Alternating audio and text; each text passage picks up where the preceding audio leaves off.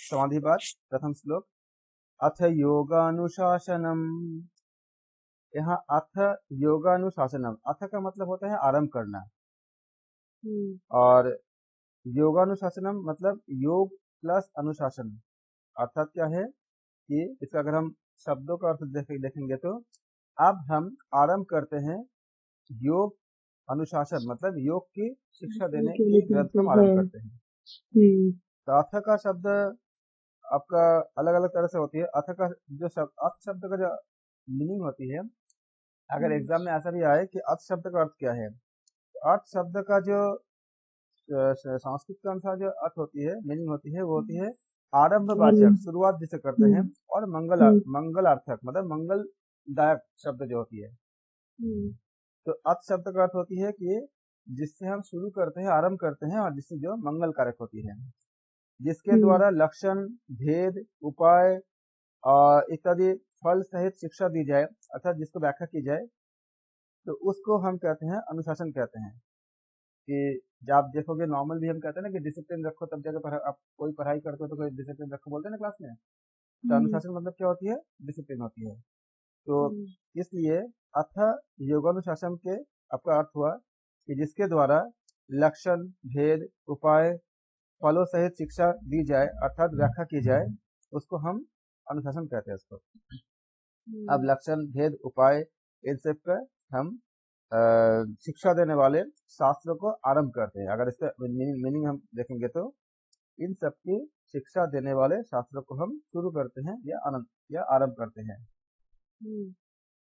क्योंकि योग क्या होती है? समाधि को कहते हैं, और समाधि हमारे सारे भूमियों, समाधि की जो सारी भूमियां होती है वो चित्त का धर्म होती है। चित्त में जो चीजें स्टोर रहती है उसी का धर्म होती है, हमारी समाधि होती है।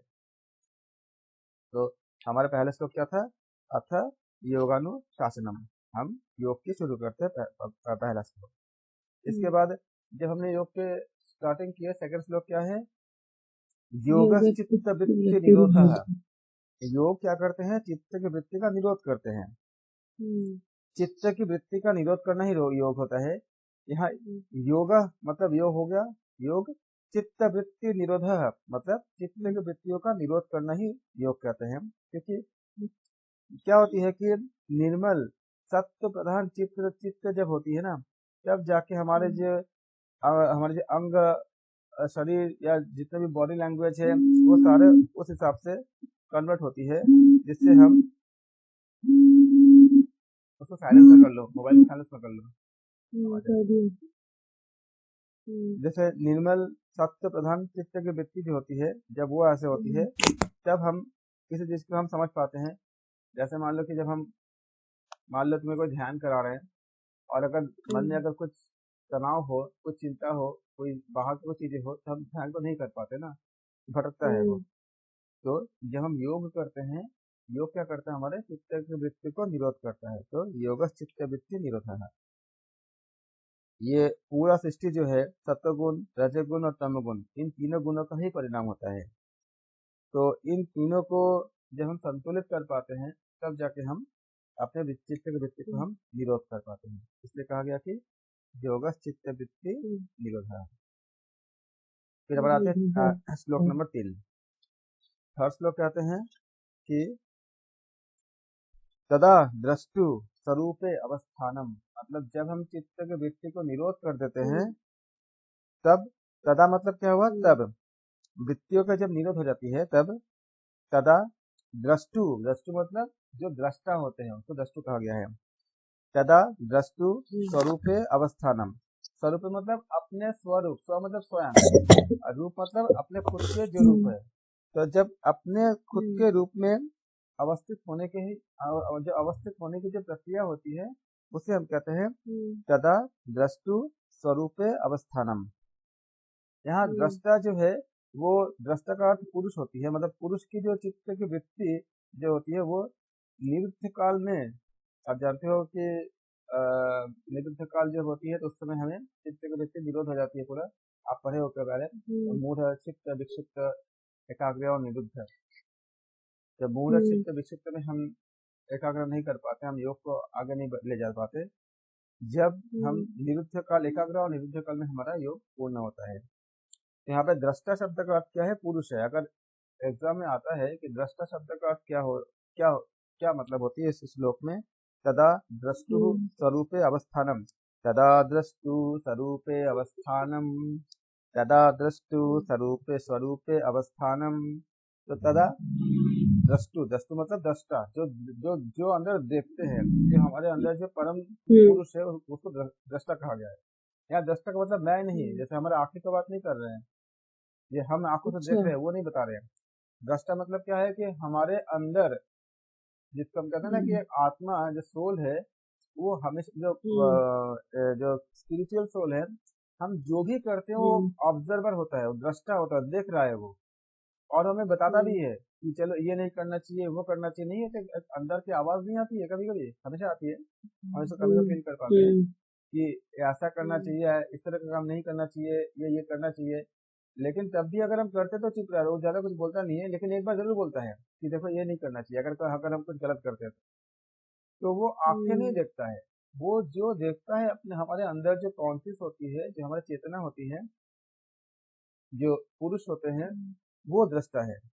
कि जब हम इन दोनों को आगे बढ़ते हैं कि पहले 3 श्लोक में जो हम अपने आप को ठीक से मर्ज कर लिए हैं, तब क्या होता है, हम जिस अवस्था में होते हैं, मतलब हम उस अपने अंदर के परमेश्वर के जो उपस्थिति को महसूस कर पाते हैं, वो हमारी अवस्था है।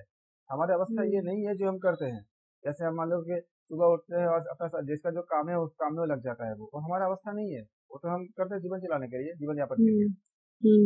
एक्चुअल अवस्था क्या है कि सबके अंदर वो जो सोल है, जो जिसको हम दर्शन में जिसको पुरुष कहा गया है, पुरुष और प्रकृति जिससे कहा गया है, जिसके कारण जो चेतना है, जिसके कारण हम जिंदा है, मतलब जिनके ना होने से हमें मृत्यु हो जाती है, जो चेतना है वो दृष्टा पुरुष है।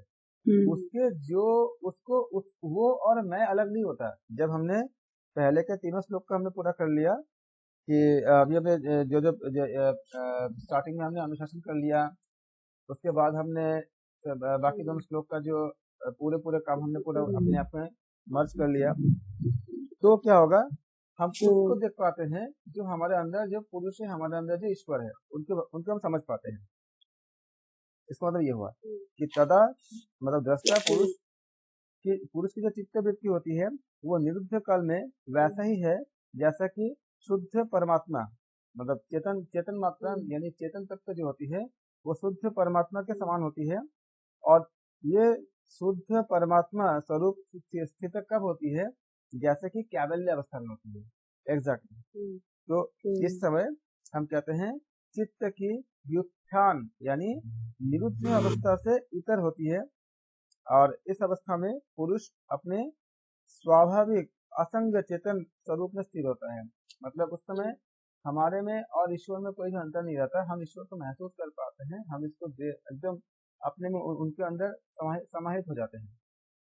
अगर हमने इन तीनों को पहले जो 3 श्लोक जो बताया गया था आपका पहले का श्लोक को अगर हम दोनों श्लोक को अगर हम अपने में ढाल पाए, मतलब पूरी से उसको फॉलो कर पाए, अथ योगानुशासनम, अगर हमने पूरा अनुशासन कर लिया तब, और उसके बाद अगर हमने योग चित्त वृत्ति निरोध, अगर हमने अनुशासन भी कर लिया और हमारा चित्त की वृत्तियां निरोध भी हो गई, तब जाके हमारे अंदर ईश्वर का जो स्वरूप होता है वो हमारा अपना स्व मतलब अपना स्वरूप होता है, उसको हम महसूस कर पाते देख पाते हैं।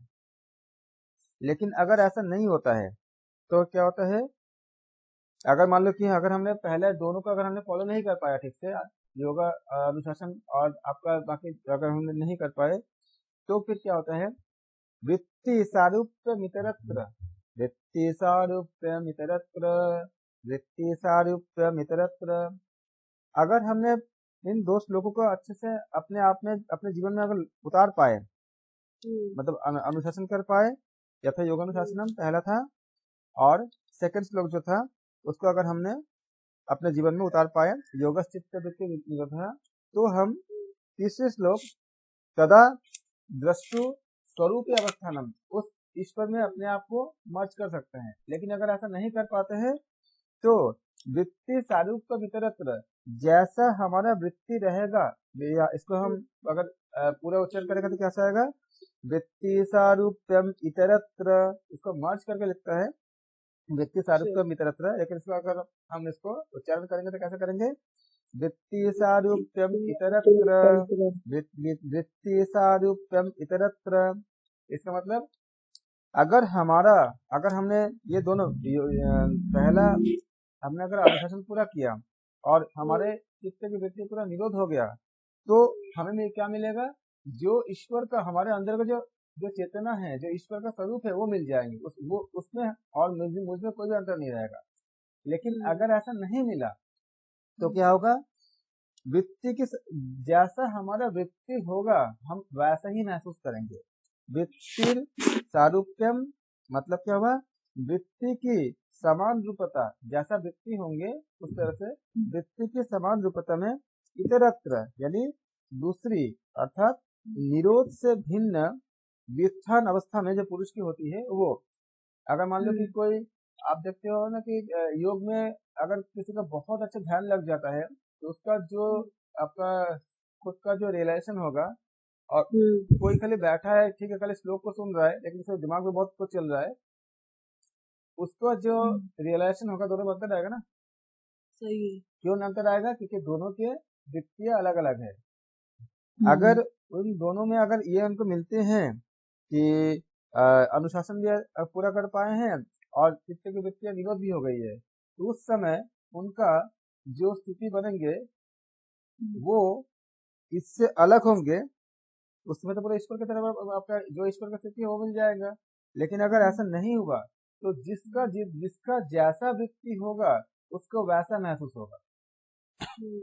वृत्ति सारूप्यम वृत्ति की समरूपता, जिस तरह का वृत्ति होंगे, अगर मान लो कोई अगर सात्विकता में होंगे तो उसको उसकी तरह से महसूस होगा, कोई अगर राजसिक में रहेंगे तो उसको उस हिसाब से महसूस होगा, कोई अगर तामसिक में होंगे तो उस हिसाब से उसको महसूस होगा।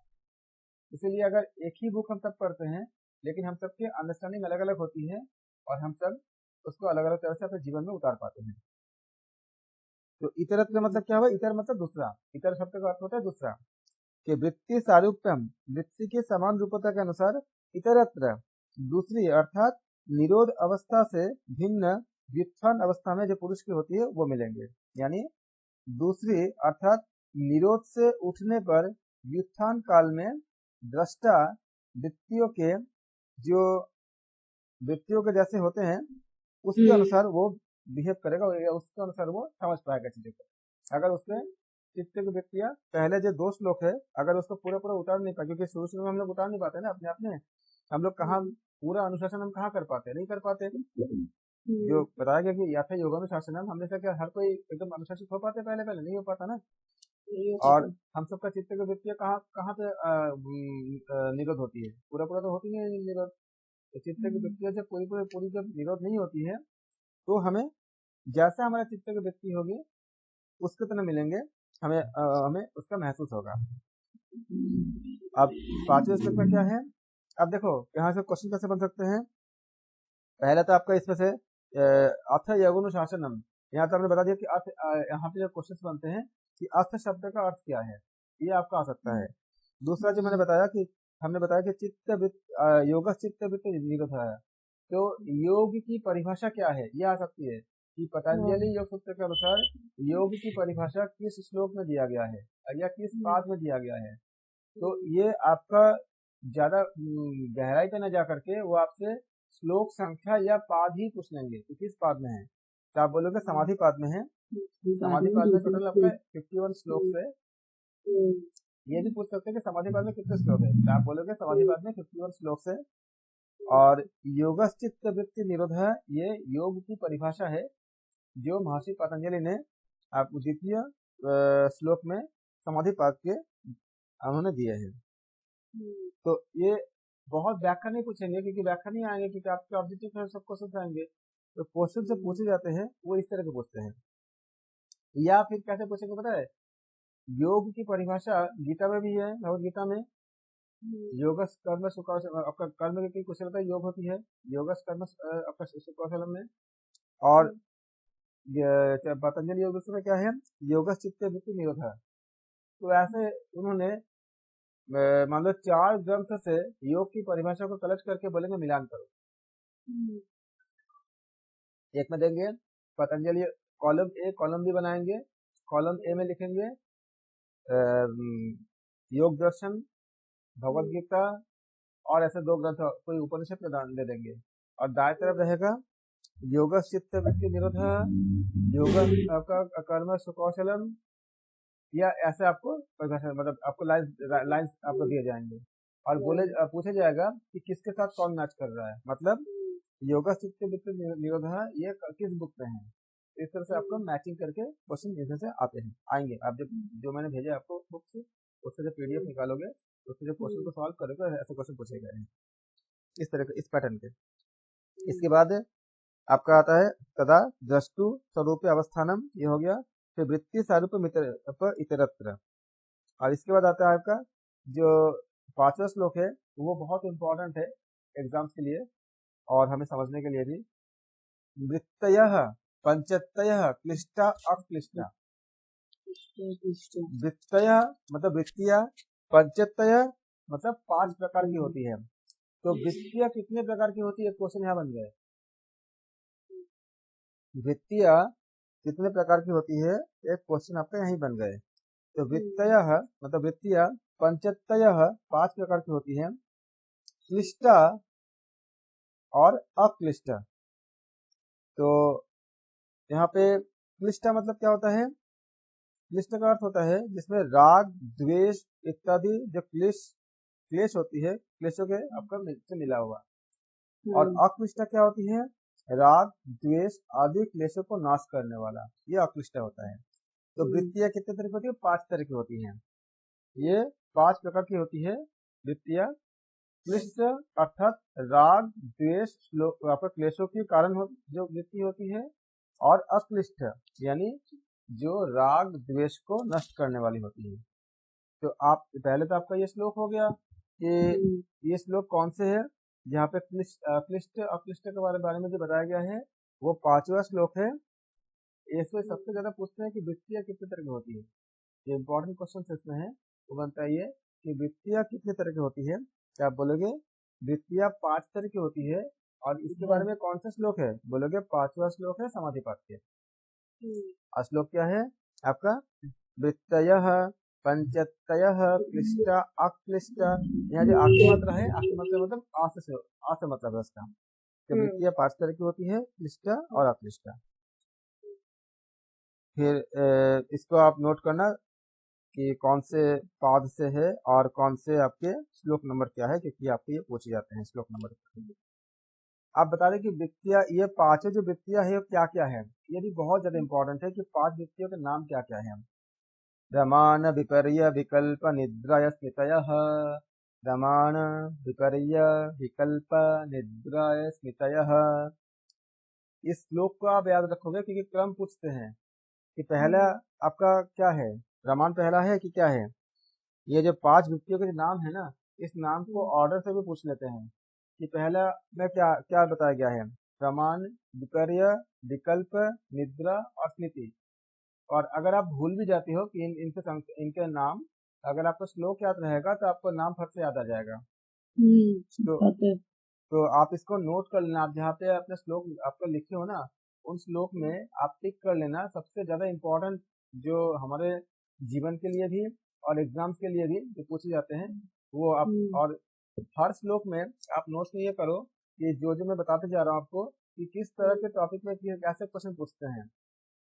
इसमें और भी क्या हो जाएगा इसमें कि आपको पूछेंगे, आपको एक कॉलम बना के देंगे, कॉलम ए कॉलम बी। इसमें आपको बताया जाएगा कि ये सपोज करो बता गया वृत्तियों के नाम, वृत्तियां बताया गया, वृत्तियों का नाम बताया गया। अब वृत्तियों के नाम के आधार पे आपको एक वृत्ति हो गए कि जिसको मतलब मैच करना होता है कि वृत्ति ये इसमें से कौन सा वृत्ति है। तो इसमें से इन 5 में से पूछ देंगे और बाकी ये ऐसे बोल देंगे कि इसमें वृत्ति कौन सी है। एक में प्रमाण देंगे, बाकी 3 में और कुछ दे देंगे। ये ऐसे बोलेंगे कि इसमें से कौन सी वृत्तियां नहीं है, तो 3 वृत्तियां दे देंगे, एक कुछ और दे देंगे। ऐसे क्वेश्चन आपका मतलब वैरायटी क्वेश्चन जो पूछे गए हैं, मैंने जितने पेपर्स हैं उस पेपर के आधार पर बता रहा हूँ कि जितने पेपर में जो क्वेश्चन पूछे गए हैं वो ऐसे पूछे गए हैं। तो आप इसको अपने कॉपी में नोट कर लोगे इम्पोर्टेंट के तौर पे, और किस एंगल से इम्पोर्टेंट है, किस तरह से क्वेश्चन पूछे जाते हैं, वो उसको भी आप याद रख सकते हैं। प्रमाण, विपर्य, विकल्प, निद्रय, स्मृतय। तो प्रमाण, विपर्य, विकल्प, निद्रा और स्मृति, ये 5 प्रकार की वृत्तियां है, और इसके बारे में हम अगले श्लोक में बहुत डिटेल में बताया गया है। तो आप इसको याद करोगे, और ये इसको भी याद रखोगे कि ये श्लोक संख्या कौन सी है, सूत्र संख्या कौन सी है। ये सूत्र संख्या 6 है, और किस पाद से है, समाधि पाद से है। क्योंकि ये सूत्र संख्या और आपका समाधि पाद में टोटल 51 आपका श्लोक है, इसमें इसको सूत्र है, इसका याद रखना है। 51, 55, 55 और 34, इस तरह से पूरा डिस्ट्रीब्यूट है, चार पाद में। अच्छा, पहले में 51 है, और फिर 55 और फिर 34। नहीं, तो 4 है ना इसमें? नहीं, 4 पाद है ना। 4 में पहले में 51 है। हाँ, समाधि पाद में 51 है। हाँ। उसके बाद आपका साधन पाद में 55 है। हाँ। उसके बाद विभूति पाद में 55 है। अच्छा। फिर आपका कैवल्य पाद में 34 है। ठीक है, इसको याद रखना, क्योंकि ऐसे क्वेश्चन कई बार पूछे गए हैं कि किस पाद में कितने श्लोक है। देखो 2 नंबर कितने सेकंड लगेंगे, 10 सेकंड भी नहीं लगेंगे इसमें तुम्हारा। इसमें टाइम सेविंग बहुत होता है, पता है, इसमें आपको टाइम सेविंग इतनी ज्यादा हो जाती है कि आप पूरे टाइम से पूरा कोशिश करके आ पाते हो, मतलब 70 to 73% आप निकाल सकते हो, अगर इस तरह से आप इसको सोच के इस एंगल से करते रहोगे तो प्रत्यक्षानुमान। फिर आपको प्रमाण के बारे में बताते हैं श्लोक नंबर 7 से। प्रमाण के बारे में किस श्लोक में बताया गया है, श्लोक नंबर 7 में। किस पाद से बताया गया है, समाधि पाद से बताया गया है। प्रत्यक्षानुमान गमाः प्रमाणानि। तो इसको अगर हम उसको ब्रेक करके पढ़ेंगे तो प्रत्यक्ष, अनुमान, आगम, मतलब प्रत्यक्ष, आग का जो आकी मात्रा है उसको हम अनुमान बोलेंगे। प्रत्यक्ष, अनुमान और आगम, ये आपका प्रमाण के प्रकार है। प्रमाणानि मतलब प्रमाण है। तो प्रत्यक्ष, प्रमाण, ये 3 तरह के आपका जो प्रमाण के बारे में बताया गया है, प्रत्यक्ष, अनुमान। अगर ये पूछते हैं कि इसमें जब आपका क्वेश्चन आएंगे तो दर्शन में आपका जब दर्शन में आप देखोगे कई तरह का और भी दर्शन पढ़ेंगे, उसमें भी प्रमाण के बारे में बताया गया है आपको। और भी कई तरह के दर्शन का आप स्टडी करोगे, मीमांसा है, ज्ञानी आपका मीमांसा है, और भी मतलब उत्तर मीमांसा, पूर्व मीमांसा, ऐसे कई सारी चीजें में मिलेंगे। तो आपको प्रमाण की संख्या जो है अलग, कई पुस्तक में, कई ग्रंथ में अलग अलग होते हैं। पतंजलि योग सूत्र में कितने प्रमाण है, 3 ही प्रमाण है, प्रत्यक्ष, अनुमान और आगम।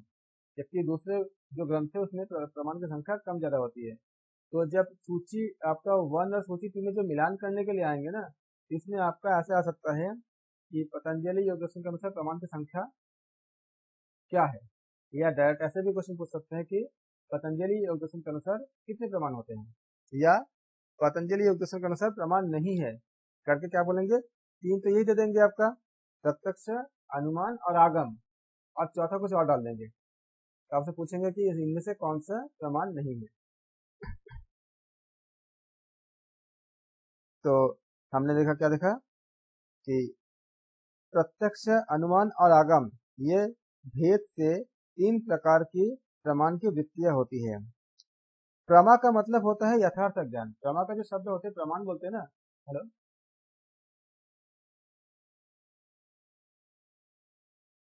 जो प्रमा होती है उसका मतलब होती है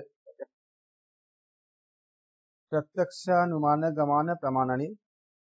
3 तरह के प्रमाण के बारे में बताए हैं इस श्लोक नंबर 7 में। प्रत्यक्ष प्रमाण, अनुमान प्रमाण और आगम प्रमाण। तो प्रत्यक्ष मतलब होती है, प्रमाण का जो शब्द का अर्थ होती है, यहाँ पे ये भी क्वेश्चन बनता है कि प्रमा कैसे बनी है, प्रमाण कैसे बनी है। प्रमा शब्द का अर्थ होती है यथार्थ ज्ञान। जो प्रमाण शब्द बनी है, प्रमा का मतलब होता है यथार्थ ज्ञान होता है। और करण यानी प्रमाण मतलब यथार्थ ज्ञानकरण के साधन को प्रमाण कहते हैं। वो साधन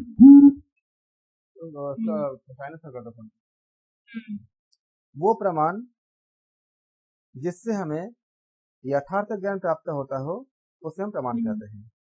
हम्म और ये प्रमाण जैसे हम कहते हैं ना कि हमने तो देखा है कि हाँ स्कूल पे उसका आते हुए, तो ये यथार्थ हम्म ज्ञान है। आपके साथ हम्म साथ अगर आपके दोस्त ने आपके साथ क्लास किया है तो आपने देखा है उसको क्लास करते हुए, तो ये प्रमाण हो गया, यथार्थ ज्ञान हो गया। तो हम्म ये हम कहते हैं इसको कि यथार्थ ज्ञान एग्जैक्टली जो है। हम्म तो प्रमाण कई तरह से बनती है। जैसे मान लीजिए कि हम एक नॉर्मल जो कहते हैं, मैं देखता हूँ, मैं सुनता हूँ, मैं सुखी हूँ, मैं दुखी हूँ, हम्म मैं यह अनुमान से जानता हूँ, मैं हम्म ये शास्त्रों में पढ़ा हूँ, मैं ये वेद शास्त्र में जानता हूँ। अगर आपसे हाँ, कोई आपसे कोई कहता है, मान लीजिए कि पर्टिकुलर किसी चीज के ऊपर कि सपोज करो कि योगस चित्त वृत्ति निरोधः है, क्योंकि ये हाँ, आपने शास्त्र में पढ़ा है, तो क्योंकि शास्त्र में पढ़ा है तो आप इसको क्या कहोगे कि ये शास्त्र के प्रमाण है, तो इसको कोई हाँ, झुटला नहीं सकता। क्योंकि आप अगर कोई हम्म झुटलाएगा तो आप बोलोगे कि ये श्लोक नंबर आपका ये है, पाद नंबर ये है, जाके देख लो। हम्म तो ये आपका प्रमाण के तौर पे होता है, ये कि आपका वेद हम्म शास्त्र या किसी ग्रंथ से आप पढ़ते हो।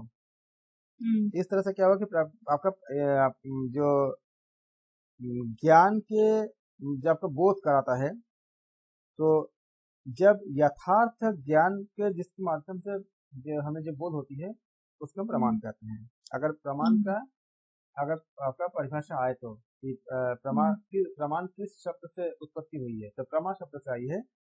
और प्रमा का मतलब होता है यथार्थ ज्ञान होता है। हम्म और जो अयथार्थ होती है उसको अप्रमा कहते हैं। मान लो कि कोई कुछ भी बोल देता है, जैसे हम देखते हैं कि बहुत से ग्रुप में कोई कोई भी मैसेज आती है, जैसे कुछ मतलब हम बोलते हैं ना कि इसका ऑथेंटिकेशन क्या है, मतलब इसका प्रमाण क्या है, जो आप बात अगर कोई मान लो कि कोई मैसेज में कुछ क्लेम करता है तो हम बोलते हैं ना कि इसका प्रमाण क्या है, कैसे बोल रहे हो आप। तो ये हम्म जो होती है उसको हम कहते हैं अप्रमा, जिसका कोई प्रमाण ना हो। हम्म और जिस वृत्तियों से यथार्थ बोध उत्पन्न होता है, मतलब प्रमा को उत्पन्न होता है, हम्म उसका नाम प्रमाण होता है। उसका नाम क्या है, प्रमाण होता है। तो प्रमाण शब्द का अर्थ तो आपने जान लिया। प्रमाण बहुत महत्वपूर्ण है और अलग अलग तरह से प्रमाण से क्वेश्चन आते ही आते हैं, मिलेंगे ही मिलेंगे। बहुत इंपॉर्टेंट श्लोक है, छठा भी सातवां भी। हम्म प्रत्यक्ष, अनुमान और आपका आगम, तीन तरह के प्रमाण के बारे में बताया गया है। प्रत्यक्ष प्रमाण, और या इसको हम प्रत्यक्ष प्रमा भी कह सकते हैं। ग्रहण रूप से प्रत्येक ज्ञानेंद्रिय, जैसे नासिका, रसना, चक्षु, आपका हमारे जो पांच जो ज्ञानेंद्रिय होती है, ज्ञानेंद्रिय या जिसको हम ग्रहण कर सकते हैं, जैसे कि गंध, रस, रूप, स्पर्श, ये सारे जो होते हैं, इसमें जो शक्ति होती है जिसको हम देखते हैं, आपने आंखों से देखा तो बोला ये आपका प्रत्यक्ष प्रमाण है, मैंने देखा है कि वहां पे एक पेड़ है, तो प्रमाण हो गया क्योंकि आप देखा आपने। अनुमान प्रमाण क्या होती है कि आपने देखा नहीं है, लेकिन परिस्थितियों को देख के आप कह सकते हो कि ये जरूर जरूर होगा। जैसे अगर आपने देखा कि दूर से आप कहीं आप मान लो कहीं पहाड़ी पे जा रहे हो या कहीं पे आपको आपको लगा कि बहुत सारा धुआं उठ रहा है कहीं पे, तो आपने अनुमान लगाया कि धुआं अगर उठ रहा है तो वहां पे जरूर से आग लगा होगा। हाँ तो आप अपने आप को सेव करते हो, दूसरों को सेव करते हो। और अगर आप किसी लोकेलिटी में हो, आपको देखता है कि बहुत धुआं उठ रहा है, तो वहां जाके तपिश लेने की जरूरत नहीं है। आग है कि नहीं है वहां पे, आग का हीट हमको फील हो रहा है कि नहीं, हम वहां नहीं जाते हैं। धुआं देखा, अगर धुआं है तो जरूर से आग लगा होगा, तो हम क्या करते हैं, तुरंत हम दमकल को बुलाते हैं, ऐसा कुछ हम प्रिकॉशन लेते हैं जिससे हम इससे बच सकते हैं। तो ये क्या हुआ, अनुमान होगा कि अगर धुआं है तो आग जरूर होगी। तो वैसे ही अगर आसमान में बहुत गहरा काला काला बादल आ गया है, तो एक अनुमान प्रमाण है कि ये यहाँ पे बारिश हो सकती है, और आप अपने बचाव करते हो, मतलब बारिश से जो बचाव जो भी करनी है। हो सकता है कि बारिश ना हो, लेकिन एक अनुमान है कि बारिश हो सकता है, क्योंकि ऐसे ऐसे जब बादल इकट्ठा होते हैं तो बारिश होती है बहुत तेजी से। हाँ अगर मान लो कि बिजली की कड़कड़ाहट आ गई है और आकाश में आपका बहुत ज्यादा आवाज आ रही है बिजली गिरने की, आप लगभग मान लेते हो कि बारिश बस होने ही वाला है तुरंत। लेकिन कभी कभी ऐसा होता है कि नहीं होता है, ना हो, लेकिन एक अनुमान प्रमाण है। तो इसको हम कहते हैं प्रत्यक्ष प्रमाण, जो हम अपने इंद्रियों से देख करके हम प्रत्यक्ष प्रमाण के आधार पर ही बहुत ज्यादा जो महत्वपूर्ण होता है, जो कोर्ट में बोलते हैं ना गवाही, बोलते हैं ना कि आपने क्या गवाही का बहुत महत्वपूर्ण रोल होता है, जो गवाह होता है। क्यों? हाँ, क्योंकि ये प्रत्यक्ष प्रमाण पर आधारित होता है। हम्म, अगर आपने अपने इंद्रियों से महसूस किया, देखा है, तो ये बहुत बड़ा एक आपका वेट हो जाता है किसी केस को फैसला देने के लिए। कि अगर आपने किसी ने देखा है, अगर किसी ने भी देखा है कोई भी क्राइम होते हुए, कुछ करते हुए, तो वो जाके गवाही देगा, तो उसकी गवाही जो है बहुत महत्वपूर्ण मानी जाती है, क्योंकि प्रत्यक्ष प्रमाण में आता है। हम्म, अगर गवाही ना हो, हम्म, तब क्या हमारा डिपार्टमेंट क्या करता है? अनुमान प्रमाण में काम करता है। अनुमान प्रमाण को फिर वो प्रमाणित करता है। अनुमान प्रमाण कैसे? कि अगर गले में अगर इस तरह के कुछ अगर उसका निशान है, या शरीर पर कुछ अगर निशान है, तो हो सकता है कि उसको मतलब चोट पहुंचाया गया हो। हम्म, तो या फिर उसके अगर खाने का टेस्ट करते हैं कि खाने में अगर कुछ अगर अन्य मतलब जो स्वाभाविक ना हो, अगर ऐसा कुछ है, या मुंह हम्म, में अगर उसका झाग है, हम्म, मान लो किसी का डेथ हुआ है और मुंह में उसका झाग निकल रहा है, तो अनुमान हम्म, क्या है कि उसने जहर लिया होगा या जहर खिलाया गया हम्म, होगा। हम्म, एक अनुमान है, लेकिन हकीकत में वो जहर ही था कि नहीं था, वो उसका दूसरे उसको जांच करेंगे। लेकिन एक ऐसा जांच, ऐसा एक अनुमान की शायद जहर हो, तो ये एक अनुमान प्रमाण होगा। फिर आते हैं आगम प्रमाण। आगम प्रमाण क्या होती है? जो आपका मान्य पुस्तक में, ग्रंथों में लिखा हो, जैसे वेद में जो लिखी हुई है, वो प्रमाण मानेंगे, उसका ठीक कोई है। सवाल नहीं है। हम्म, कुरान में जो लिखी हुई है प्रमाण, उसको प्रमाण मानेंगे, उसका कोई सवाल नहीं है। हाँ, भगवत गीता में जो लिखी हुई है उसको प्रमाण मानेंगे, उसका कोई सवाल नहीं है। हाँ, तो इस तरह से हम देखते हैं इसको कि ये आपका प्रमाण में आता है, मतलब ये इसको कहते हैं आगम प्रमाण। हम्म, ये तीनों प्रमाण हमसे पूछे जाते हैं कि हम्म, प्रमाण कितने तरह के होती है और इनका मतलब हम्म, क्या होता है। हम्म, 8वां श्लोक होता है विपर्ययो विपर्ययो मिथ्या ज्ञान मत द्रुप प्रतिष्ठम। तो इसको हम जो पढ़ेंगे ऐसे पढ़ेंगे, विपर्यय विपर्यय मिथ्या ज्ञानम अतद्रूप हम्म, प्रतिष्ठम। विपर्यय मिथ्या ज्ञानम अतद्रूप प्रतिष्ठम। विपर्यय मिथ्या ज्ञानम अतद्रूप प्रतिष्ठम। विपर्ययः मिथ्या ज्ञानम अतद्रूप प्रतिष्ठम। आप ऐसे इसको चैंटिंग करोगे रोज। ये कोशिश करो कि एक श्लोक को 5-5 बार आप चैंट करो, और पूरे एक पाद को एक दिन में करो। अच्छा, जैसे समाधि पाद में है ना, उसमें कितने अब तक 51 श्लोक है, तो हर श्लोक को 5 बार करते हो। कोशिश करो कि 51 बार 51 श्लोक का आप एक बार एक दिन में आप रिपीट कर लो, ताकि आपको हाँ, एग्जाम तक सारे श्लोक आपको याद हो जाए। हाँ, इसका फायदा खाली एग्जाम में तो होगा ही होगा, इसके अलावा हाँ, और कहाँ पे होगा कि जब आप किसी एग्जाम या किसी जगह पे अगर आप इंटरव्यू देने जाओगे ना, तो हाँ, वहाँ इसका बहुत रोल है। अच्छा, आपसे श्लोक पूछेंगे और सही उच्चारण करना, सही से हाँ, उच्चारण करना। हाँ, आपसे श्लोक पूछेंगे कि आप ये श्लोक लिख के दिखाओ या हम्म, आप पढ़ के सुनाओ। इसलिए मैं बोल रहा हूँ हाँ, कि एक पीडीएफ जो मैं बोल भेजूंगा आपको, उसको भी आप हो सकता है प्रिंट आउट ले लेना, ताकि आप हाँ, लिखने का भी प्रैक्टिस करो। क्योंकि यहाँ तो हाँ, आपको नहीं पूछेंगे यूजीसी नेट में, लेकिन इसके बाद जहाँ भी जाओगे वो लिख पाएंगे। हाँ, तो विपर्यय मिथ्या ज्ञानम अतद्रूप प्रतिष्ठम। आप जब इसको पढ़ोगे, विपर्यय मिथ्या ज्ञानम अतद्रूप प्रतिष्ठम। हम्म, विपर्ययो मिथ्या ज्ञानम अतद्रूप प्रतिष्ठम।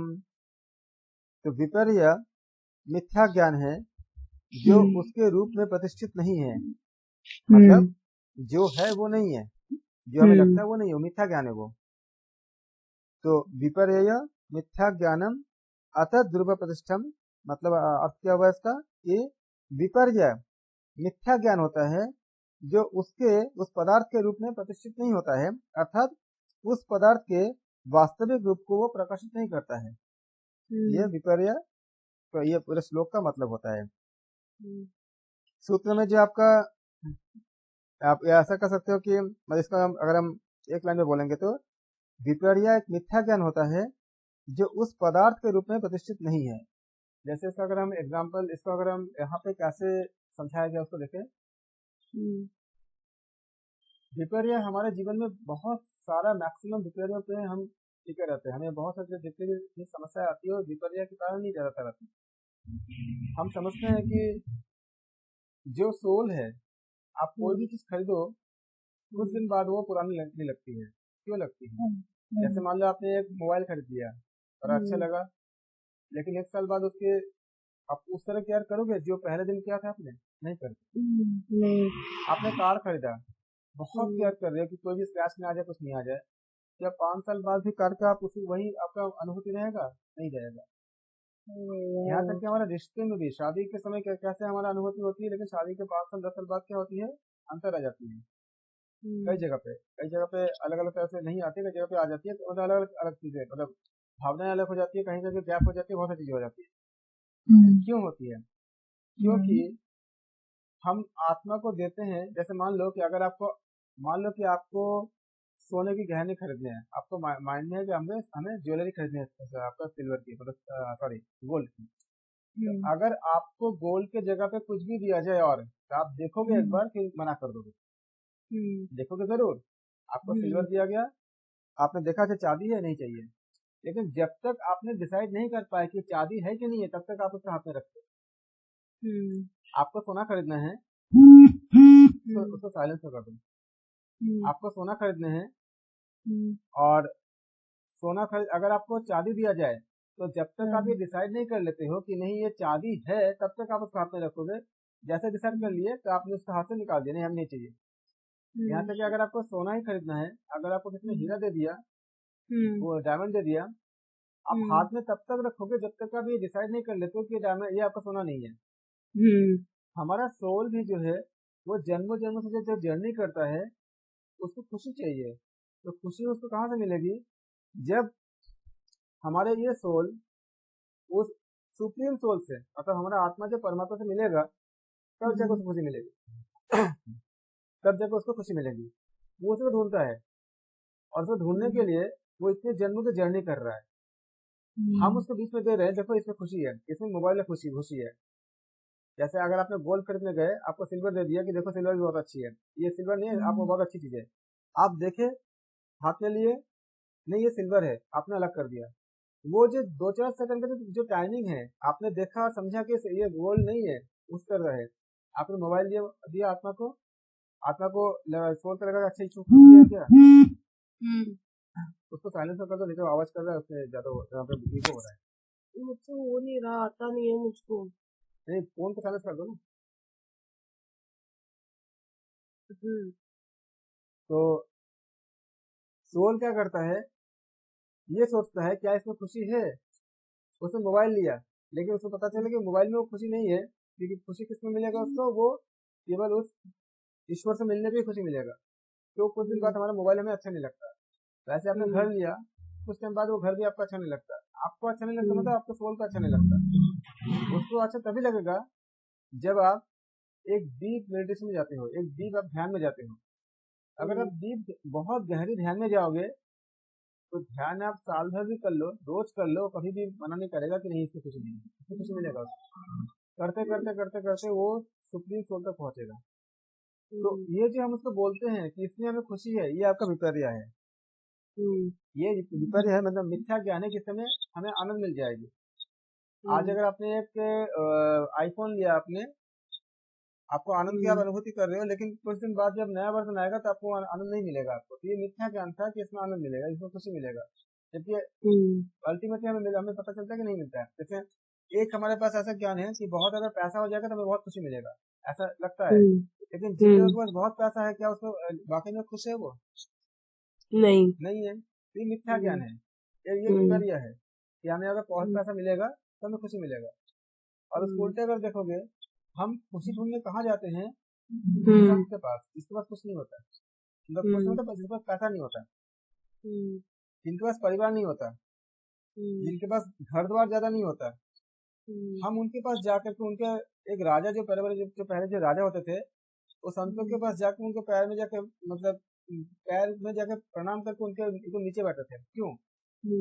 जिस चीज से हम सोचते हैं कि खुशी मिलेगा, हमारी जो मान्यता है, पैसा हो, घर हो, शादी हो, बच्चे हो, या मतलब बहुत सारी संपत्ति हो, उनके पास ये सब चीजें होती ही नहीं है। क्या भगवान बुद्ध के पास ये सब चीजें थी? उनमें सब कुछ छोड़ दिया था उन्होंने। तो फिर दुनिया उनके पीछे पीछे क्यों भागती है? क्योंकि ये जो हम सोचते हैं कि इन सबसे हमें खुशी मिलेगा, ये विपर्य है, मिथ्या ज्ञान। इसीलिए यहाँ पे शब्द का इस्तेमाल किया गया है कि विपर्य जो है वो मिथ्या ज्ञान देता है कि हमें ऐसे इसमें खुशी मिलेगी, और हम उस खुशी के चक्कर में जब मतलब अपने आप को जब हम ढालते हैं तो हमारा जीवन पूरी तरह से खत्म हो जाती है, और अंत में हमें हमें मिलता है कि हमें कुछ नहीं मिला। और इसका अगर आपको जानना हो, आप एक काम करो, जो 70 ईयर्स 65 ईयर्स के जो ओल्ड जो पर्सन है उनसे जाकर बात करो, देखो उनके साथ कितने सारे अनुभव है और कितने सारे दुख है अपने जीवन के बारे में। जो लोग स्पिरिचुअल रास्ते में चले हैं, जो लोग तुम्हारा योग में अपने आप को डुबो दिए हैं, उनके पास बहुत कम दुख होंगे, और जिन्होंने नहीं किए हैं उनके पास देखो कितने सारे उनके पास ऐसे अनुभव है जिससे वो बहुत दुखी है। ये लेकिन जिस समय उन्होंने अनुभव लिया था उस समय क्या लगा था उनको, इसको खुशी मिलेगा। तो ये जो था ये विपर्य था, मिथ्या ज्ञान था। ये श्लोक में बताया है, विपर्यो मिथ्या ज्ञान मत द्रुप प्रतिष्ठा। मतलब मत द्रुप मतलब इसका ब्रेक करेंगे तो विपर्य मिथ्या ज्ञानम अत द्रुप प्रतिष्ठा ऐसे बोलेंगे, जो जिसमें नहीं है उसमें होना है। कितना महत्वपूर्ण श्लोक है ये, श्लोक नंबर 8 था हमारा। फिर इसके बाद हमारा आता है, क्लियर हो गया इसका। इसको अगर विपर्य के ऊपर क्वेश्चन बहुत पूछे जाते हैं, और बहुत आपने देखा अभी कि अगर हम विपर्य को समझ जाएंगे तो हम कितने सारे दुखों से खुद ही मतलब उसको इन्वॉल्व ही नहीं होंगे। अगर आप देखो, आप सोना खरीदने गए हो, जैसे मैं अगर मान लो कि सोना गोल्ड खरीदने गया और मुझे पता नहीं है कि गोल्ड को कैसे जांचते हैं, तो उसने क्या किया कि सिल्वर के ऊपर गोल्ड का प्लेटिंग करके मुझे दिया हमें पता है कि भाई जो येलो कलर के होंगे वो गोल्ड होंगे। तो अगर हम उसको लेके आ जाएंगे तो दिन बाद जब प्लेटिंग खत्म हो जाएगी तो हमें क्या मिलेगा, हमें सिल्वर मिल जाएगा। हम दुखी होंगे ना उसमें, क्योंकि मिथ्या ज्ञान था, विपर्य था। क्या विपर्य था कि ये गोल्ड है ये। सेम तरह से आज के भी हम देखते हैं कि ये गोल्ड है, मतलब हमें लगता है कि इसमें खुशी है, लेकिन वो खुशी होती नहीं है उसमें, इसलिए वो क्या होती है, विपर्य या मिथ्या ज्ञान। फिर 9 नंबर श्लोक है समाधिपात। शब्द ज्ञानानुपाति वस्तु शून्य विकल्प। शब्द ज्ञानानुपाति वस्तु शून्य विकल्प, मतलब शब्द ज्ञान अनुपाति, मतलब शब्द से उत्पन्न जो ज्ञान होती है उसका अनुगामी यानी कि उसके पीछे चलने का जो स्वभाव होती है, या शब्द से जो ज्ञान उत्पन्न होती है उसके अनुगामी यानी उसके पीछे पीछे चलने का जो हमारी जो हैबिट होती है, जो स्वभाव होती है, और जो वस्तु से शून्य यानी वस्तु की सत्ता की अपेक्षा नहीं रखता, इस तरह के इसको हम विकल्प कहते हैं। मतलब सिंपली कहते हो, शब्दों से उत्पन्न ज्ञान, जो शब्द से उत्पन्न ज्ञान होती है, शब्द से उत्पन्न ज्ञान जिसके पीछे चलने का मतलब जिसके हम जो उसको फॉलो करते हैं उसके पीछे चलने का जिसका स्वभाव हो, और जो वस्तु की सत्ता की अपेक्षा न करता हो, इस प्रकार की जो नॉलेज होती है, जो ज्ञान होती है, उस ज्ञान को हम विकल्प कहते हैं। शब्द ज्ञानानुपाति वस्तु शून्य विकल्प है। अर्थात शब्द के ज्ञान के अनंतर जब उदय होते हैं, तो उदय जब हमारे अंदर होती है तो वो विषय नहीं होते, निर्विषयक कहते हैं इसको। जो निर्विषयक होती है, चित्त का तदाकार परिणाम होती है, उसको हम विकल्प वृत्ति कहते हैं। ये वृत्ति निर्विषयक होने के कारण प्रमाण वृत्ति से भिन्न होती है, और यह एक विपर्य वृत्ति भी नहीं होता है। तो क्योंकि इसके जब बोध होती है तो इसके बोध होने पर भी इसका बिहेवियर का, व्यवहार का पता चलता है। जैसे कि हम कहते हैं ना कि पुरुष का चैतन्य रूप है, तो ये शब्द क्या करता है, ऐसे शब्द ज्ञान के अनंतर है, जो हम कहते हैं कि पुरुष आपका चैतन्य रूप है, पुरुष का चैतन्य रूप है, ये पुरुष का चैतन्य रूप को बताता है। ऐसा चित्त का तदाकार या परिणाम क्या होती है, विकल्प वृत्ति होती है। क्योंकि इस वृत्ति में पुरुष मतलब यहाँ पे मेल नहीं है, पुरुष मतलब उस परमात्मा से है। वृत्ति में पुरुष विशेषण रूप में और चैतन्य विशेष रूप में यहाँ पे हमें उपयोग होता है। तो शब्द ज्ञानानुपाति वस्तु शून्य विकल्प है, ये श्लोक नंबर 9 है, जो आपका समाधिपात है। याद रखना, समाधिपात में टोटल 51 श्लोक होते हैं। साधन पद में 55, विभूति पद में 55 और कैवल्य पद में 30। 54। श्लोक नंबर 10। अभाव प्रत्ययालंबन वृत्तिर्निद्रा। अभाव प्रत्यय इसको बोलेंगे अभाव प्रत्यय आलंबन वृत्तिर्निद्रा। प्रभाव प्रत्यय आलंबन मतलब जागृत और स्वप्नावस्था की जो वृत्ति होती है, इनके अभाव की प्रतीति को आश्रय करने वाली, जिसके जो नहीं है कुछ भी, इसके जो अभाव की जो प्रतीति होती है उसको जो आश्रय करते हैं उसको वृत्ति कहते हैं। ये उस वृत्ति को, वो वृत्ति निद्रा होता है, यानी निद्रा एक वृत्ति ही होती है। इसको हम ऐसा कह सकते हैं कि जागृत और स्वप्नावस्था की वृत्तियों के अभाव की जो प्रतीति होती है, उस प्रतीति को आश्रय करने वाली वृत्ति क्या होती है? निद्रा होती है। तो जागृत और स्वप्नावस्था की वृत्तियों के अभाव की जो प्रतीति होती है, उसको आश्रय करने वाली जो वृत्ति है उसको हम निद्रा कहते हैं। तो निद्रा एक वृत्ति ही होती है। इसको बताने के लिए सूत्र, कई सूत्र में इसको अलग अलग तरह से इसको व्याख्या करते हैं। कई आचार्य निद्रा को वृत्ति नहीं मानते, लेकिन योग के आचार्य जो आत्मस्थिति से, जो आत्मा को जो स्थिति कर पाते हैं, ये चित्त की वृत्ति को आपका एक चित्त की प्रत्येक अवस्था को वृत्ति ही मानते हैं। तो आपका अभाव प्रत्यय आलम्बन वृत्ति निद्रा, ये श्लोक नंबर 10 था। श्लोक नंबर 11 समाधि पाठ के। अनभूत विषय संप्रमोषः स्मृतिः। अनभूत विषय संप्रमोषः स्मृतिः, इसको हम ऐसा ब्रेक करेंगे। अनभूत विषय असंप्रमोषः स्मृतिः। आ की मतलब हम आ से रिप्लेस करेंगे। तो अनुभूति जो होती है, जो हम अनुभूत किए जाते हैं, तो अनुभूति मतलब जो हम एक्सपीरियंस करते हैं, जो फील करते हैं, अनुभूति किए हुए। विषय मतलब किसी भी एक सब्जेक्ट का, किसी विषय का। असंप्रमोषः मतलब जो चुराया हुआ न हो, और ये कह सकते हैं कि चित्त में उसकी अधिक का ही नहीं, मतलब कुछ अधिक नहीं हो, किंतु इसको असंप्रमोषः स्मृति ही, किंतु आरोह पूर्वक तन्मात्रा विषय का ज्ञान होना स्मृति कहलाता है। तन्मात्रा विषय का ज्ञान होने को क्या कहते हैं? स्मृति कहते हैं।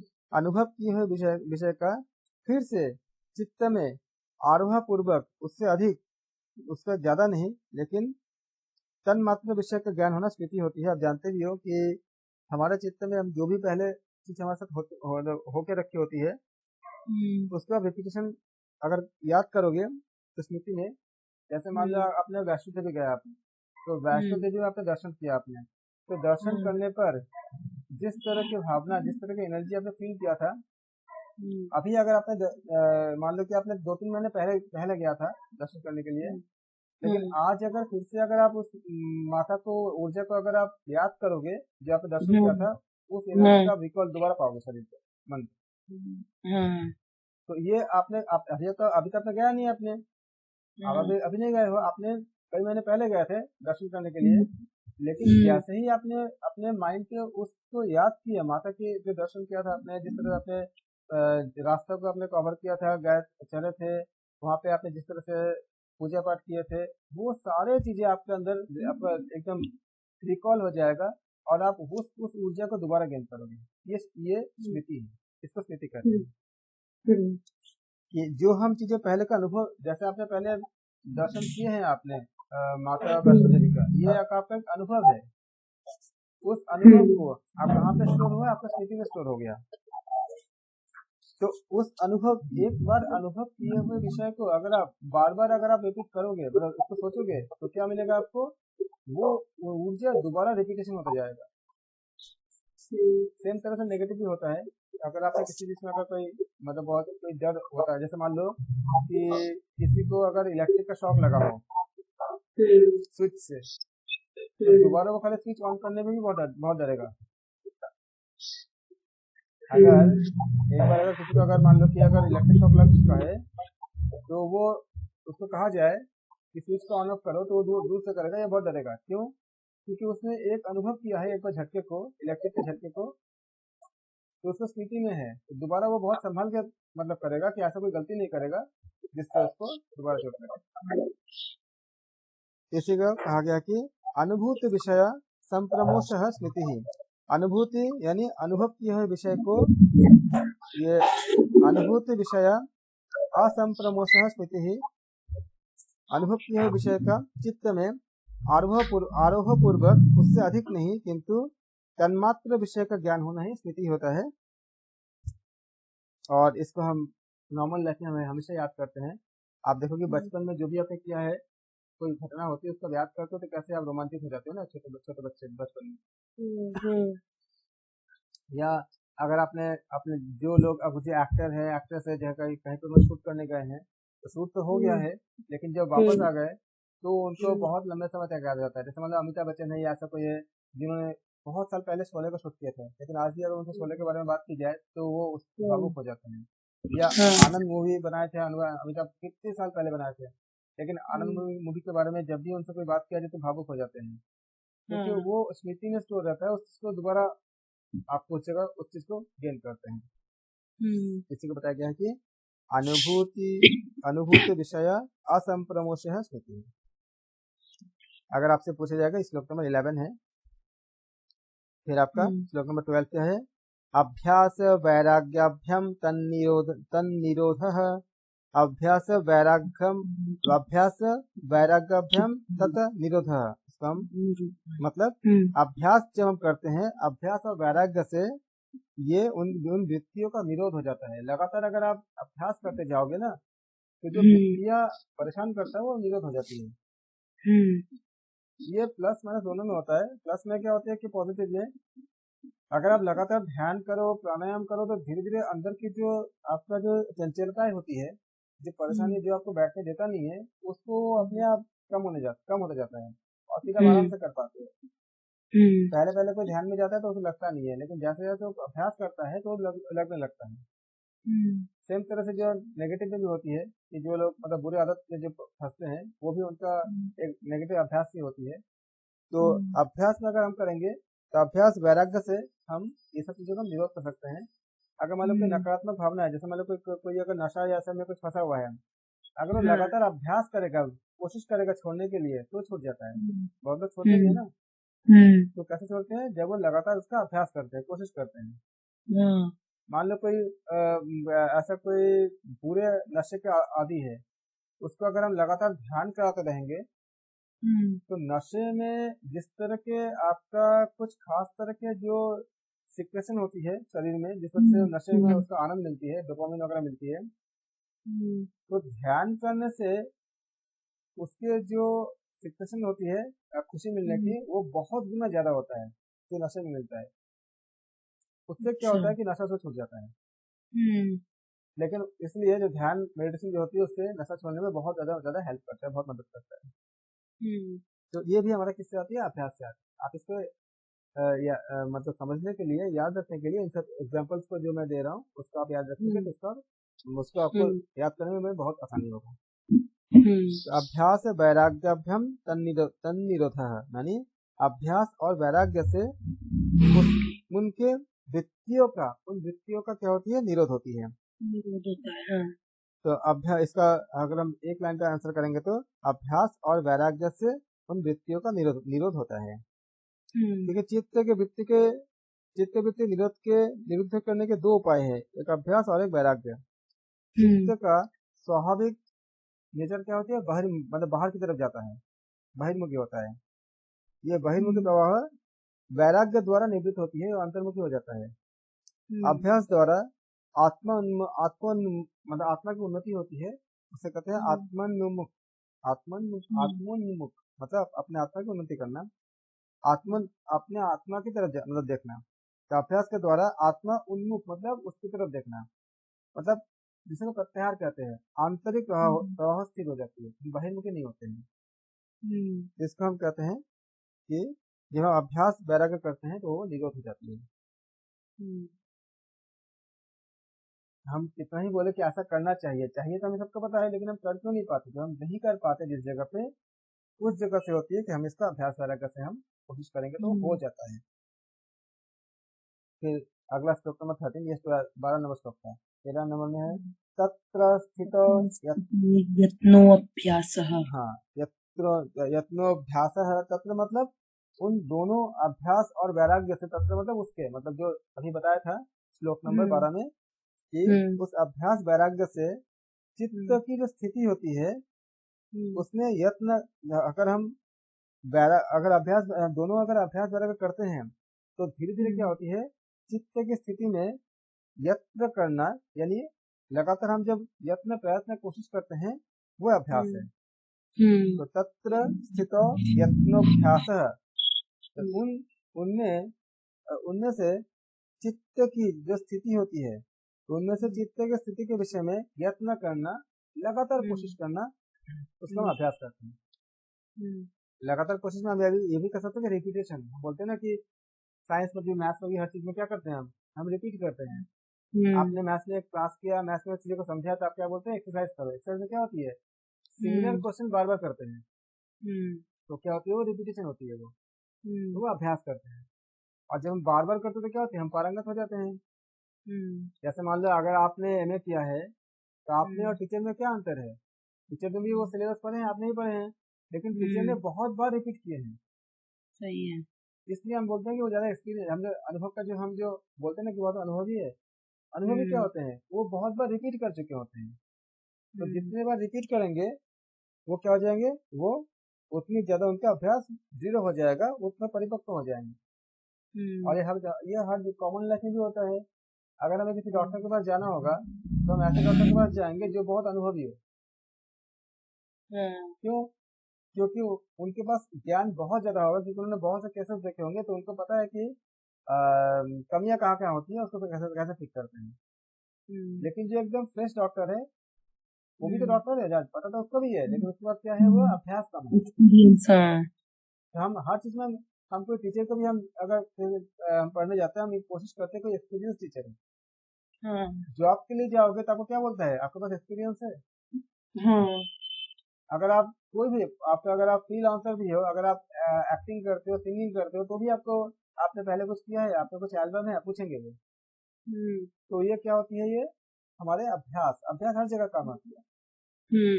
यही अभ्यास अगर आप लगातार, अगर आप ध्यान करते जाओगे तो क्या हो जाएगा, जो चंचलता का जो कारण है, फैक्टर्स है, वो धीरे धीरे खत्म हो जाता है। इसीलिए बताया इसमें, इन सब चीजों को जोड़ के अगर आप इसको समझोगे ना तो वो भूलोगे नहीं कभी भी। जैसा अभी हमने बताया ना कि डॉक्टर के पास जाओगे तो फिर आप डॉक्टर के पास, जो डॉक्टर अभी भी पास किया उसके पास जाना पसंद करोगे, या जो 5 साल 10 साल से काम कर रहा है, प्रैक्टिस कर रहा है, उसके पास जाना पसंद करोगे?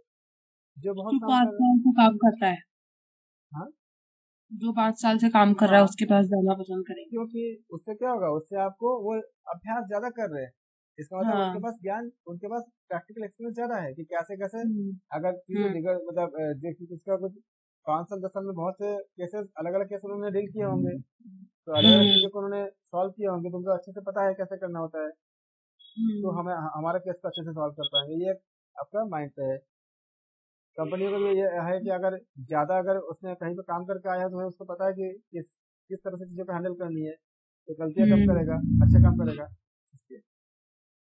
और उनकी सैलरी भी ज्यादा होती है। मान लो कि अगर कोई अगर एक्टर है, वो अगर 8-10 फिल्म में कर चुका है, या ऐसा कोई काम कर चुका है, उसका उसका आपका ज्यादा मिलेगा, उसको आपका सैलरी ज्यादा ज्यादा मिलेगा। तो ये अभ्यास होती है। इन सब जो एग्जाम्पल बता रहा हूँ, इसको बताने का खाली उद्देश्य ये होता है कि अगर आप इन एग्जाम्पल्स के जरिए अगर आप इसको याद रखोगे ना तो भूलोगे नहीं कभी। इससे हम कनेक्ट करेंगे कि इतने सारे श्लोक है ना, हम भूल जाते हैं ना, ये भूलेंगे नहीं।